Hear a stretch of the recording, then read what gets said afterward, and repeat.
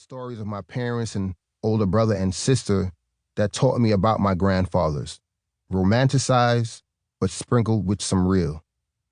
Michael and Elsa, both from the same St. James neighborhood in Trinidad, met each other at 18 and never looked back.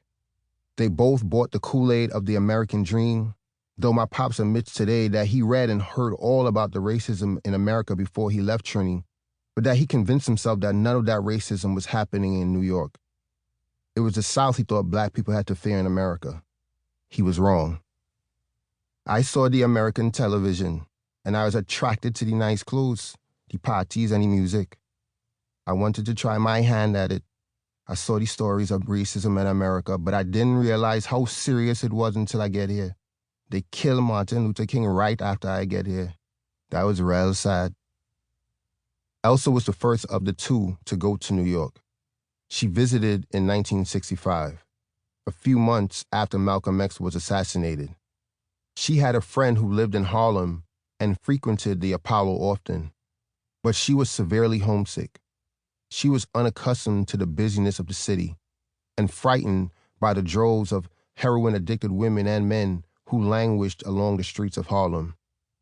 After only 8 months, she retreated back to Trinidad to her mom and her boyfriend, Jago. When Jago had saved enough money to travel to the U.S., he packed what little belongings he had and decided he would create a new life for himself in America. Elsa joined him. In 1967, they both officially made Brooklyn home, a one-room apartment in Bushwick with a shared bathroom and kitchenette. That was their exposure to the American dream. 1 year later, they gave birth to my sister Kelly, who we call Kels, and 3 years after that, my brother Mike. Both of my parents overstayed their visas and lived as undocumented residents of New York City, raising 2 young children with little money and agency. When they found a cigarette burn on Kels after they picked her up from the babysitter, they told no one. They didn't call the police because they feared doing so would mean immigration finding them out, which would lead to deportation. So they figured the best way to deal with the situation would be to pull Kels out of that daycare and not allow Mike to go through anything similar.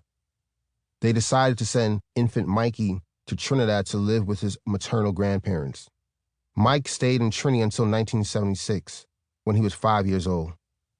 I think those 5 years away from our parents caused family drama that no parenting class could prepare my parents for. They didn't have cell phones or computers to communicate with someone living in another country.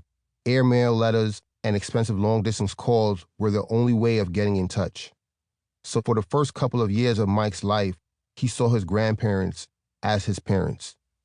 Of course, he knew of his real parents, but they were foreign to him in a foreign country. Kels would sometimes visit him during the summer months, so he knew his sister. But that could not curtail his feeling that his parents did not love him as much as Kels did. Mommy and Daddy could have joined Kels to visit Mike, but because of immigration policy, it would have prohibited them from ever returning to the U.S. 2 years earlier, the Immigration and Naturalization Act of 1965 had abolished the American immigration quota system that gave preference to Western European immigrants and excluded everyone else. Prior to the Immigration and Naturalization Act of 1965, American immigration policy gave preference to Western Europeans over Eastern Europeans, classic white-on-white violence, executed through policy. In a speech to the American Committee on Italian Migration in 1963, President Kennedy described these quotas as nearly intolerable. The 1965 Act, signed by President Lyndon Johnson, opened up American borders to Eastern Europeans and to others. My parents were among the others. Visitors' visas, the golden key that unlocked entry into the U.S., had expiration dates. If you overstayed the expiration date on that visa, you became civically illegal, an illegal immigrant, illegal alien, though I prefer the term undocumented resident. This ain't just an argument about semantics, though. Since the 1970s, the consequence of being caught overstaying a visa could mean deportation by the U.S. government. So my parents avoided interactions with police, welfare agencies, and other parts of the U.S. government that could expose them as undocumented.